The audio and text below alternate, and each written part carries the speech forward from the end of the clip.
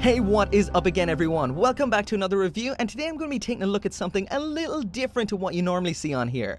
And this is Warhammer 40,000 Forgebane. And like it says right there in the front of the box, it's about ancient empires clashing in the 41st millennium. For those who aren't into the hobby, you already know exactly what this right here is, but for those of you who don't know, Warhammer 40,000 is a sci-fi themed tabletop wargame that's been on the go for the past 30 years or so. Forgebane right here is a starter box revolving around two particular Warhammer 40,000 armies, which are the Necrons, essentially a space spin on undead Egyptians to grossly simplify it, and the Adeptus Mechanicus, a human machine cult that builds the Imperium of man's technology, once again, grossly simplifying it. Basically, in this box you get enough stuff to run some small games of 40k to get into the hobby, or to cheaply reinforce your already existing armies. So it's pretty damn cool. Also, before I actually get into the product itself, I will mention that for regular watchers who might feel that this is a bit on the random side, 40k was actually my first ever plastic addiction 17 or so years ago.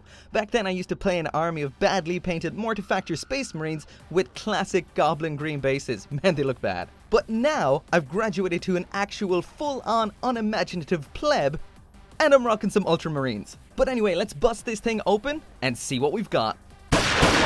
On opening her up, you're treated to a massive sea of grey plastic, and I'm pretty sure there's already 1,000,001 channels out there that have already unboxed this thing, so I'm gonna make it snappy. First up, and currently only available in this box, the Armiger Warglaive sprues are hefty, and definitely bringing that stellar Games Workshop detail and quality, so far, so good. Next, the AdMech HQ, the Tech Priest Dominus, again beautiful, also sold separately. A 10-man set of Skitarii Rangers, which are the same as the full release. Next, onto the Necrons, and we have a full 5 Skelly set of Necron Immortals. A full 5-man set of Lich Guard, again with all the options you would get with the standard full box release. 3 Canoptech Wraiths, gloriously detailed, so awesome. And finally, the new Necron Kripp, which at the moment is also exclusive to this box, and again, a beautiful looking model so far. Underneath all that grey plastic, we get a nice print of the box art, which is a great touch, by the way. A whole bunch of water slide decals, that's AdMech Imperial Knights, and 2 huge sheet of Necron decals. The Forgebane book, which is extremely nicely produced, filled to the brim with lore including a primer on both armies,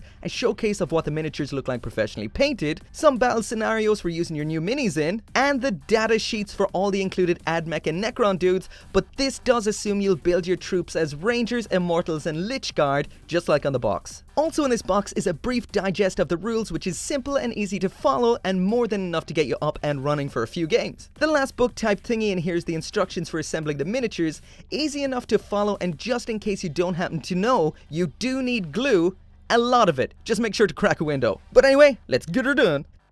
So first up, there is the entire Necron Force once it's all assembled, and personally I pretty much just went with what was on the box for simplicity's sake. But you do get everything, all the options you would expect from each of the full individual releases, it's all in there. And what that is a 5 Skelly squad of Immortals armed with Gauss blasters, or you do have the option to equip them with Tesla cannons or build them as Death Marks. Next, a 5 Skelly squad of Lich Guard. Here I have them with sword and board, but they can be built with war sides. Or there is the option to build them as either version of the Triarch Praetorians. The 3 Wraiths are fantastic looking models, but the only options in here are the shooties on the chest and a choice between claws or whips. And lastly, the main event of the Necron Force is the exclusive Kripp. An epic little model to say the least. The detail is astounding and is a damn sight more impressive than the older Kripp. This model has no options though, so out of the box this is exactly what you get. Moving on to the Adept Is Mechanicus, and once again, just like with the Necrons, with the exception of the Warglaives, all these models are available separately, and what you get in here is exactly what you would get in those standard full releases. And speaking of which, that's a 10-man squad of Skitarii Rangers, which have quite an amount of options and can also be assembled as Skitarii Vanguard. Like this guy right here, yeah, don't ask. I was going to build all the different options that came in the box, but realized after building him that would just be kinda dumb. Moving on, we get the Tech Priest Dominus. Unlike the Necron Kripp, it isn't exclusive to this box and does have a couple of options for weapons, as well as the alternate head, which I have on him right here. Last, but by absolutely no means least, and probably the biggest selling point of this whole box, are the Armiger Warglaives. And extremely nice models they are, extremely detailed and pretty damn big to boot. However, coming into this review, I did notice that everyone else's warglyphs kind of look identical,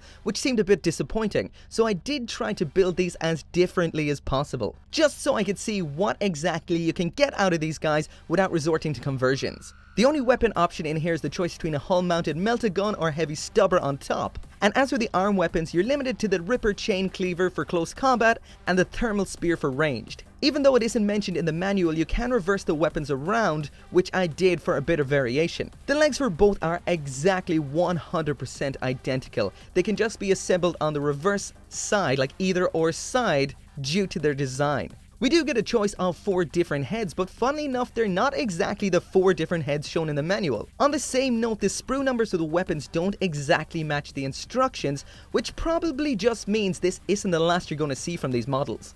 Finally, the only other thing you can do to pose them slightly different is changing the angle of the upper body, as the section where the upper and lower bodies meet is a ball joint. But how far you can bring them forward or back isn't exactly all that dramatic. It's also worth noting that the arms also feature some minor articulation, as does the head and the hull weapons if you don't glue them in place, so you can move some things around, but personally I just prefer to glue them in a pose. As for some quick size comparisons, here are the 2 new models beside an Imperial Guardsman, Ta'ao Crisis Suit, Ta'ao Growth Keel, and a Space Marine Razorback. And before you ask, do you actually even paint anything? Well, here's a Stumpy Marine, Intercessor, Dreadnought, Rhino, and Land Raider Crusader. And yes, I did spend all my money on models, so all I could afford was blue paint. Seriously, this poor Tech Marine has been waiting for about 15 years for some red paint. Maybe if you like and subscribe and share this video towards Games Workshop, then this blue famine may just come to an end. Of course, you don't have to if you don't want to though. Also, for those of you who are subscribed for the usual videos, here they are beside a real grade Gundam as well as a master grade Gundam, so you can see they don't call them minis for nothing. Anyway, that is it for the review. I honestly can't recommend this hobby enough. It's an awesome game, the lore is excellent, and the models are as good as small scale miniatures come. And with starter sets like this and the Dark Imperium box, the cost of admission into the hobby won't leave you homeless like it used to, but it will leave you extremely poor though. But it's worth it. But anyway, as always, thank you very much for watching. Make sure to come back for more reviews, and of course, I'll see you next time.